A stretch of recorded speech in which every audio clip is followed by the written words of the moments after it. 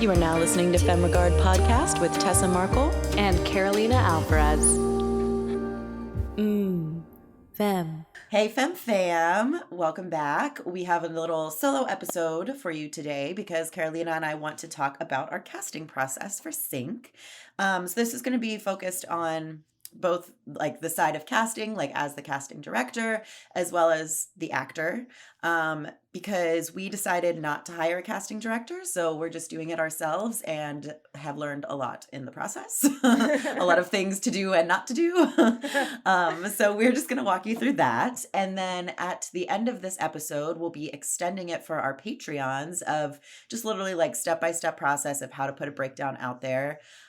So if you're interested in something like that, in exclusive content, join us over at patreon.com/femregard, and you can support us for as little as $5 a month and get all kinds of perks. Heck yeah. Thank you to everyone who has subscribed, and please don't feel shy to, reach out we have a community chat there. If there's topics that you'd like us to cover or questions you have, that is why we do Patreon. We want to have as much, give you as much more information that we can. And that includes this process. So we're really excited to delve into the audition side of things. I think it was really exciting.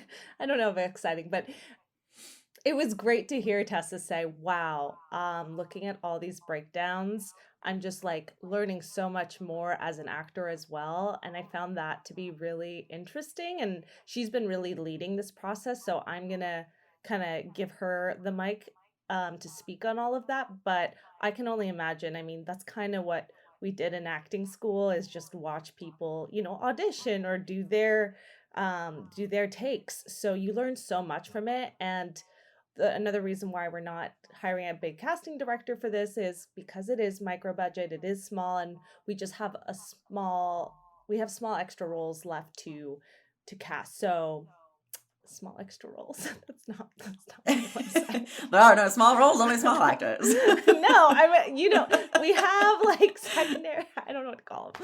Help. There's supporting roles. There's supporting roles. That I was like, I don't like what I just said. That's wrong. We have supporting roles because every role is a big role. We really value everyone who took interest to auditioning for these roles because they are huge, important characters that really drive the story. So why don't, Tessa, you tell them a little bit? What do you think? Should we tell them about the kind of the characters that we're first casting for? Or do you want to talk through the kind of audition process first and what you've been doing as either from the producer side of things? Well, let me begin by kind of explaining, if you guys are newer listeners and you haven't been along with us on our Sync journey. So this is our first feature, micro budget, non-union. So we decided not to attach like name talent to this one. So Carolina and I are starring in the film. And then as she mentioned, these roles that we're casting right now are for the supporting characters. So the other major players, basically. And we have a lot of actor friends, but we really wanted to open this up to the entire community and, really see what kind of talent we could find. And it's been really cool because we've seen some really, really great actresses.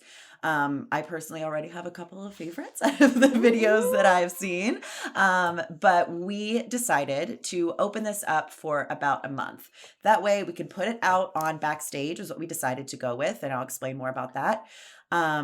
And give everybody the opportunity, give everybody the time, and also share with our community, like our actual just personal friends and our followers on social media and everything. So that's how we kind of started the process. And I guess I'll jump into, why we chose Backstage.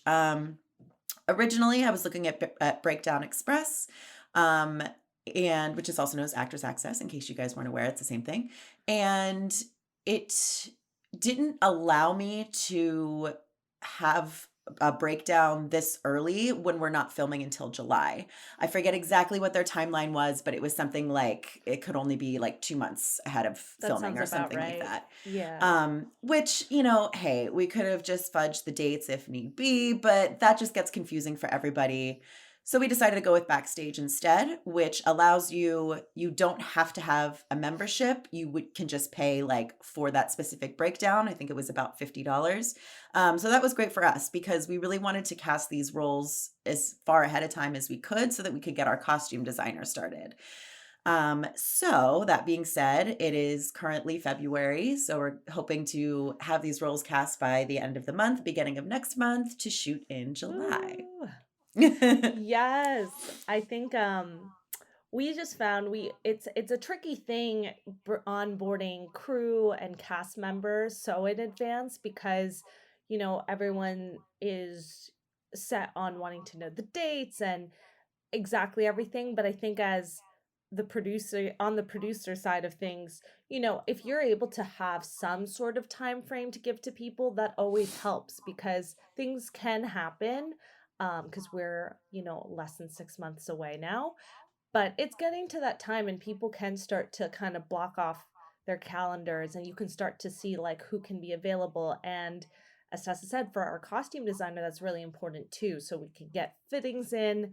And then, of course, ultimately, Tessa and I would love to, do rehearsals and table reads. So those all kind of fit into a timeline. And if you think about it and you don't want to rush things and we can't say it enough, but being overly prepared, especially when you don't have all the shooting dates, like all the time in the world to film, I mean, and need to really be, you need to be really meticulous with your prep. So that goes down to the acting, the really knowing your script, planning shots, and I think it's smart that and it can feel overwhelming that we're starting like so far in advance, but it really isn't if you think about it. Like it totally is a great time to begin this process and yeah, to have a month even just to like really get all the submissions and sort through it. I mean, props to Tessa for taking the lead on that.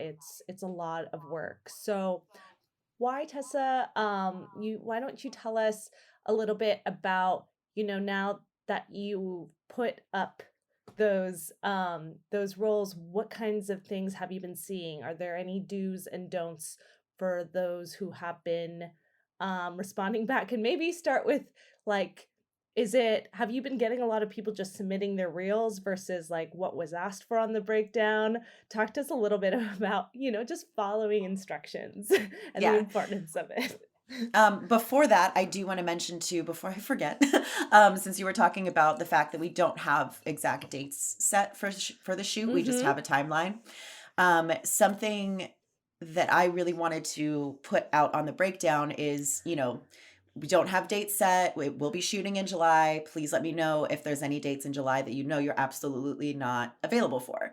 Because as someone whose schedule changes literally day to day, we understand that that's going to change, and it could very well, we could cast someone and then all of a sudden they book something bigger and now they got to leave for the whole month of July or whatever, So personally, what I'm going to be doing is choosing the people that we want to cast and then essentially having an unofficial understudy for each role as well.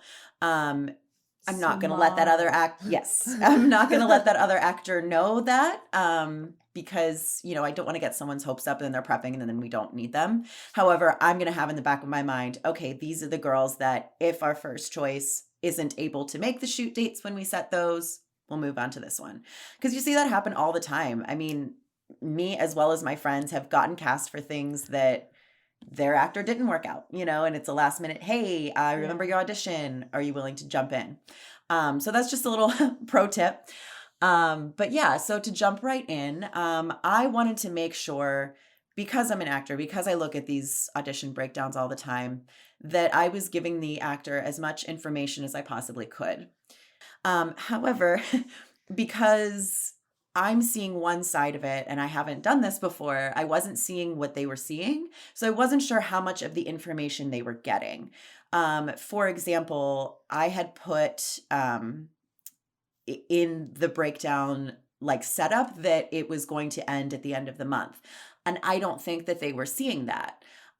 So they weren't sure what their deadline was. And I was getting tons of emails every day asking what the deadline for the tape was and had to respond to each of them individually.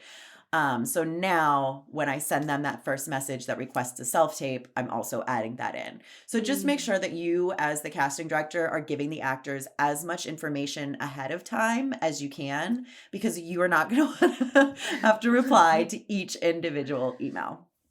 And, that goes as far as like description of the character, description of the scene, like give them as much as you can to work with, because I was seeing a few tapes that I felt that the acting was good, but they weren't getting what was happening in the scene, and were giving kind of the wrong vibe to it, which is just, that's why I miss in-person auditions as an actor, because then you can get that redirect that you just had no idea, but still keeping them on the list because they were good actors, obviously.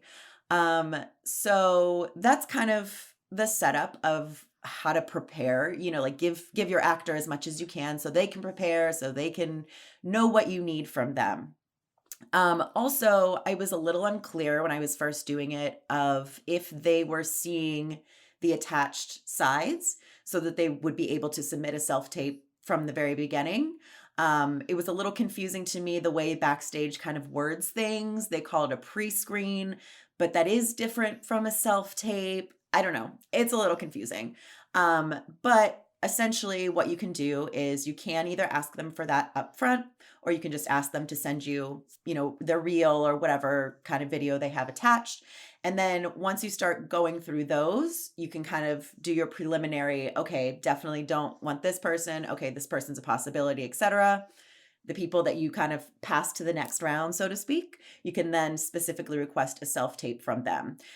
Which I think is fair because, as an actor, if you're just submitting for an audition, you're not even to the level of like actually getting the audition yet. It can be kind of a waste of somebody's time to ask them for a self-tape that far ahead in the process. So I get it. I get why it's set up that way. And that was something that I had to learn through the process.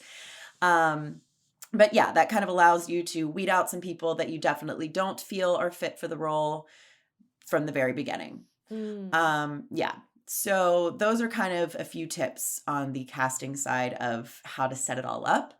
And then being open-minded, I think, is really important because Carolina and I had certain qualifications for each of the actresses that we wanted. Yeah. And now I'm seeing other actresses that don't match that, but I really like them for the role. So I think being open-minded for that, as well as, like I said, not being stuck in what is going on in the scene versus being open to seeing their talent, because again, they're not getting the direction. So, just being open-minded with that, I think, is very important. Hi, friends. I'm David Berman, and for 16 years, I performed over 300 fake autopsies on CSI, Crime Scene Investigation. And I'm John Wellner, and I too was on CSI for 12 years, playing the toxicologist Henry Andrews. John and I are so excited to introduce CS I Love You, a podcast dedicated to all things CSI. Both the show, but more importantly, we'll talk to the heroic criminalists behind America's favorite crime drama. So pull up a chair and join us as we talk about murder, mayhem, and mystery. It's CS I Love You. From the actor side, please read directions. Read all of the directions. That's a huge pet peeve of mine, not just with this process, but in general, is when people don't read the entire email or post or whatever, because I'm very meticulous about putting as much detail in there as I possibly can and just explaining it all for people. So yes, please read everything. And, if casting is asking for something specific, we didn't really need to with this process, but sometimes, they'll say, please include, a specific slate or whatever. Like, just make sure you are including all of that and doing it the way they want you to do it. Because you have to remember, casting is going through hundreds and hundreds, if not more, submissions, so for us to have to reach out again to request something different, it's a process. Please do not make it any harder. Another thing I want to mention, which I didn't really think about until being in this process, is please don't provide them with more than they need. For instance, there's no need to send me an email telling me you've submitted your tape when I'm going to see on the submission that it's there. And I get it. It's, people wanting to reach out and have that human connection. But again, it's like casting already has so much work on their plate. I don't need to check 50 extra emails. So I think it's fair, if there's a space for submission note, for instance, if you want to include something in there, again, don't just put hi, like you don't need to just like, Oh my God. yeah, it's if it's unnecessary, don't do it. But if there's something, like, available the whole month of July except for this week or something like that, great. But yeah, don't contact casting more than you need to because they've already got a ton on their plate. That has been exhausting. Yeah, so those are kind of, I think, the big tips that I wanted to point out on both sides.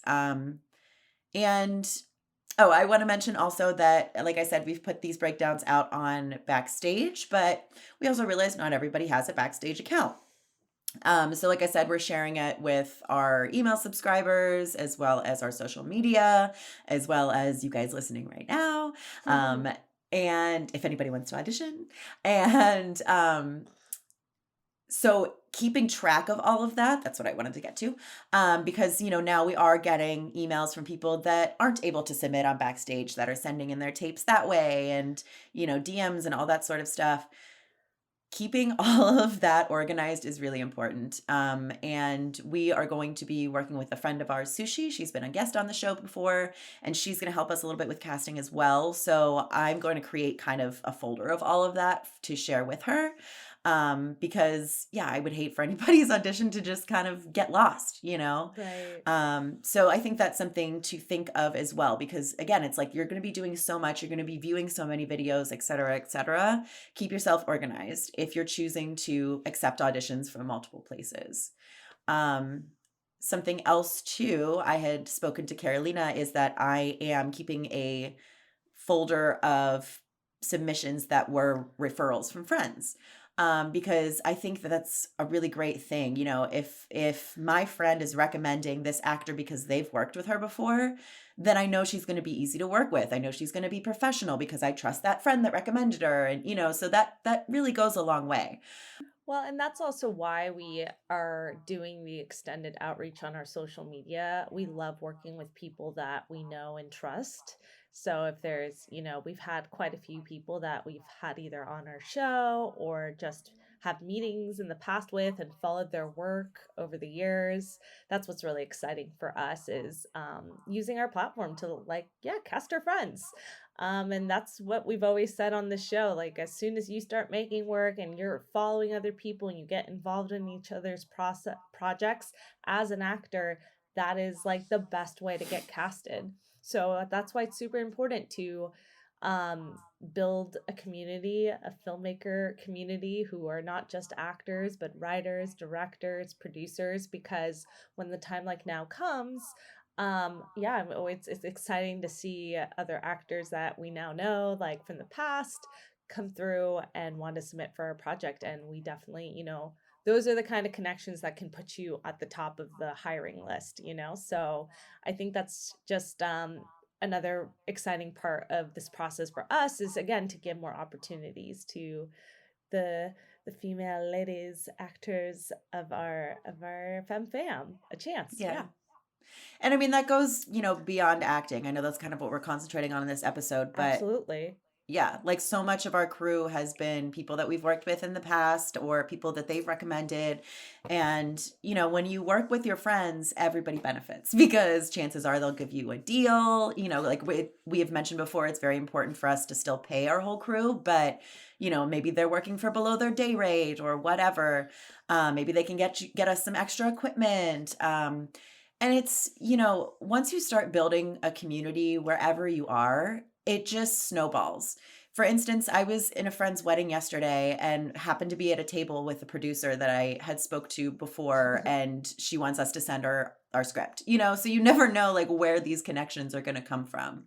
Yeah, it's cool to just see things that conversations you've had with someone like years ago, like, reignited in that way. So just always staying like professional, but like just, being a wonderful human to like connect with in general, I think, yeah, goes a long way, is what you were saying, Tessa. And just we are so excited. And Sushi, by the way, is officially a producer now on Sync. So yeah, that's why she's helping out now with casting and gonna help us solidify location. And it's just really exciting because I've been on a couple of her projects now, and it's just awesome to welcome her on the team. So we just love it. Yay. It's the Yes. best. So I think that's kind of going to be the meat of this episode, but I do want to go into some stuff about auditions. So if you're an actor listening and you've already heard a million episodes and taken a million classes on auditions, go ahead and skip this part. If you are an inexperienced actor or you just want to get some more insight, I'm going to talk about auditions now. So most of the auditions at this point have moved to self-tapes, right? I know for us, like as an actor, I really miss having in-person auditions. Like I said, you get that redirection, you get to like, as casting, you get to kind of feel that actor's vibe, like what are they like as a person? Are they going to be easy to work with, that sort of thing. But there was no way we were going to be able to fit that into our schedule. So self-tapes does make it a lot more convenient for everybody. Yeah. With self-tapes, some tips as an actor. Make sure your sound is really good.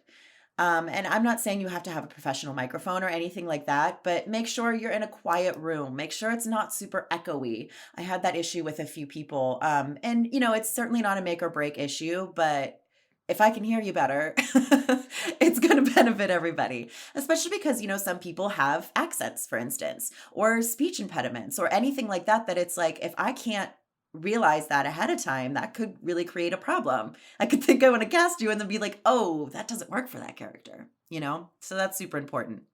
Also, I know casting a lot of times talks about lighting, and I've seen so many interviews and stuff where it's kind of people go back and forth on it. They say it's super important and whatever. Here's the thing. Again, it's like, make sure I can see you clearly. I know sometimes like people's internet maybe is, affects it. So the video is not great, or it's a little blurry, or like whatever. Just try to set yourself up for success when it comes to that as much as you can. I don't need a professional backdrop behind you. I mean, sure, it looks great. I don't need, specific lighting that's going to be like dramatic, so it's coming from this way and whatever. I just want to make sure I can see you clearly. For instance, with these auditions, there's one character that has a very subtle, like kind of twitch, to simplify it. And some of the actresses did it, some didn't. But that stands out to me, and it's such a Wow. subtle thing. Yeah. Yeah, that's so exciting. But it's such a subtle thing that it's like, if you are too far away from the camera, or it's not enough light that I can see you clearly, or whatever, I'm going to totally miss it. So setting yourself up for success in that way is super important. Another thing is, a lot of actors ask if it should be memorized. I always recommend memorizing it. And I understand sometimes people get auditions last minute, or they're too busy or whatever, but it really allows me to see what you're going to be like on the actual set. I want to make sure that you can memorize. I want to make sure that you're connecting with me, like looking, at the camera or looking at the reader, and not just like looking off to the side all the time, like trying to remember your lines, So yes, I highly recommend memorizing, especially something like this where it's like you got plenty of time. And another thing is, sooner is always better. For us, since I'm not the only one going through them, I've kind of I haven't really looked at a lot of the tapes yet, so I'm going to wait for Sushi as well to go through it with us. But if it were just me, I would probably be going through all of them as they come in, so I can eliminate more people quicker and just get the job done, right?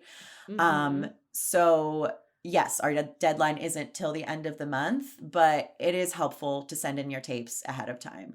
Because the other thing is, again, casting's going through hundreds of submissions. We're getting tired by the end of it.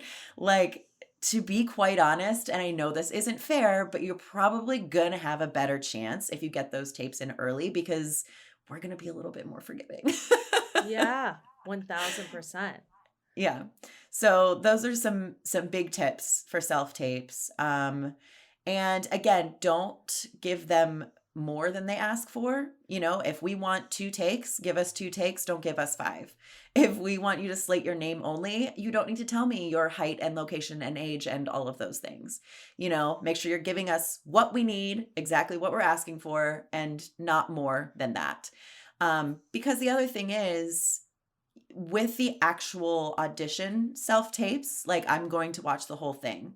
But when people are just first submitting to even get the audition and they're sending me their reels and everything, I don't think I've watched more than 30 seconds of anybody's, to be quite honest. You can tell pretty quickly. And I mean, I might be skipping around through the Right. reels, so I'm seeing different scenes, but you can tell pretty quickly if somebody can act or not, you know? So, um, just yeah, be aware with that of what you're sending casting is they're probably not going to watch a whole video. So for instance, for your reel, make sure you're putting like your best stuff up front because that's probably all that I'm going to watch.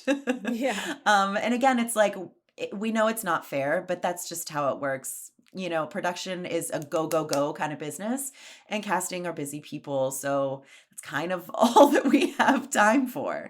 But that being said, I do also suggest that people send multiple videos when they first submit because, you know, if you have a comedy reel and a drama reel, or, you know, multiple different things like that, or maybe you are a martial artist or something, like send me a clip of that too, because you never know what we might need, you know? And so it's just better to have that there without overwhelming us all with like a 5-minute long reel. Just send those little clips because then it's all there in your submission. It's not like you're emailing it to me separately. It's And then I'm gonna have to, yeah, categorized. exactly. Yeah.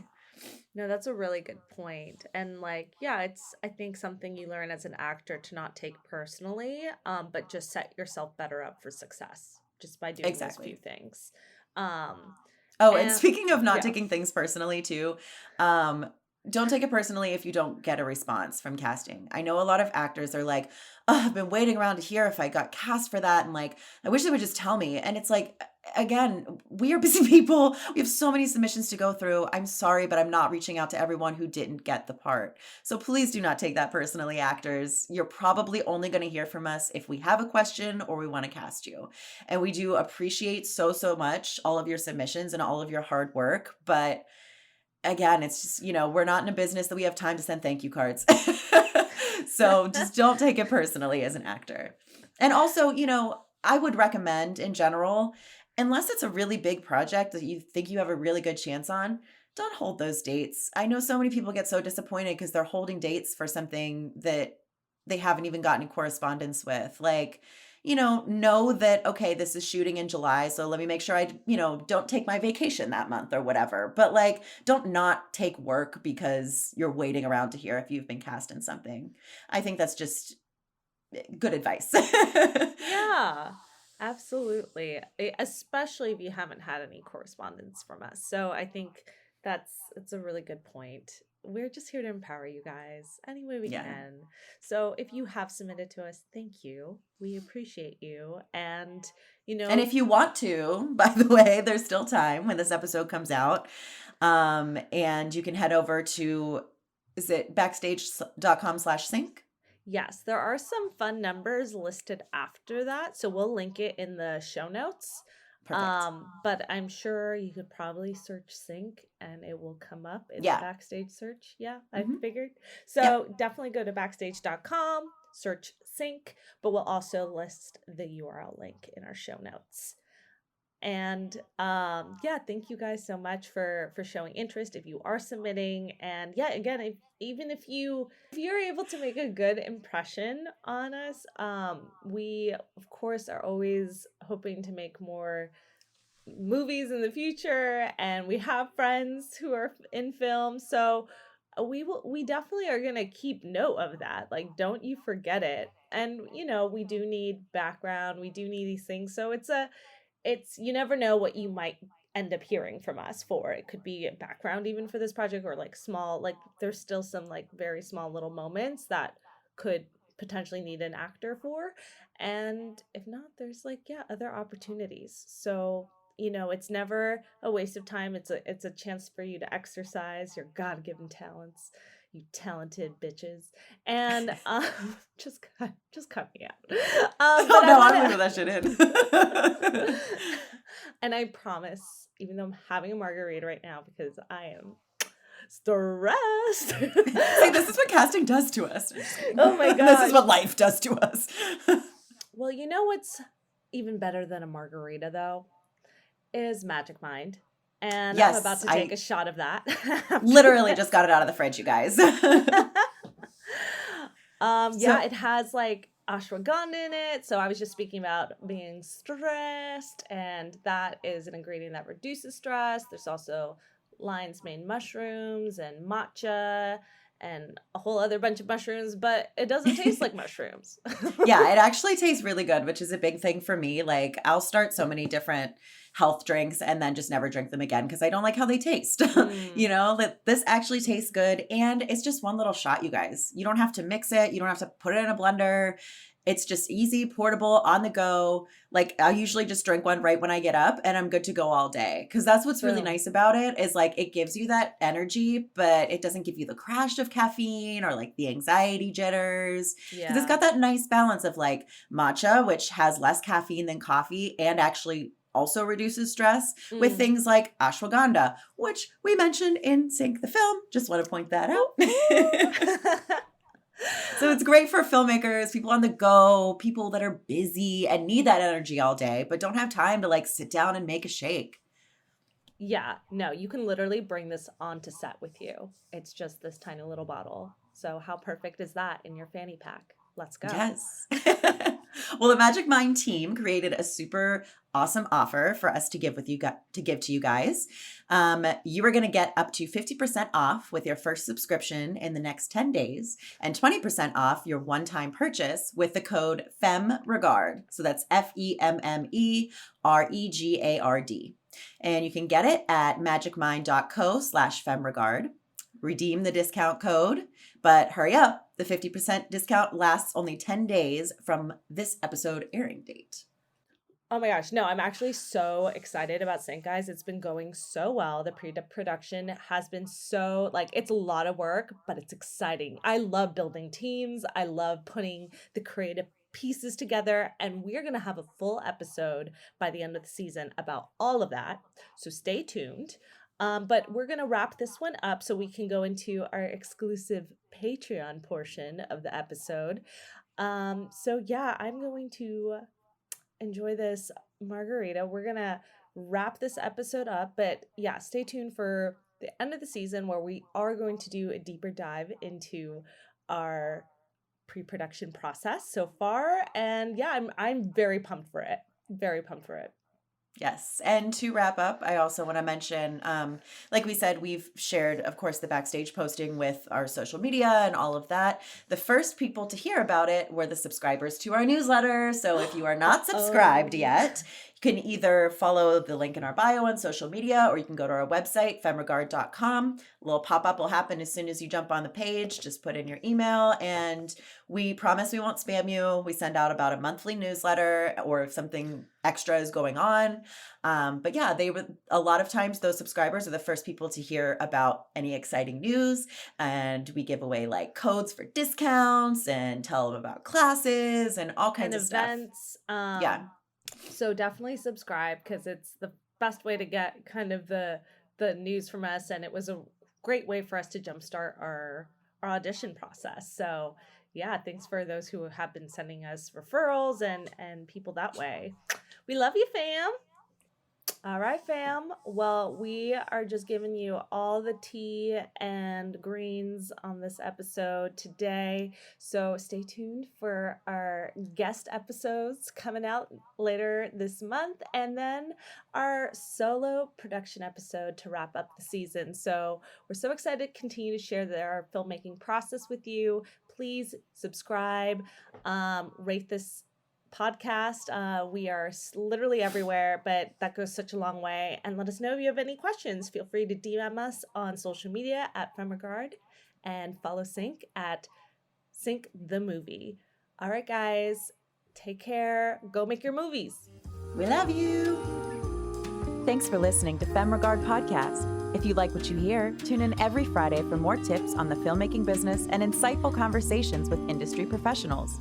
We can only grow with your support, so please subscribe, share, rate, and review. You can also join the Femme Fam on Patreon. For more on us, check us out at femregard.com.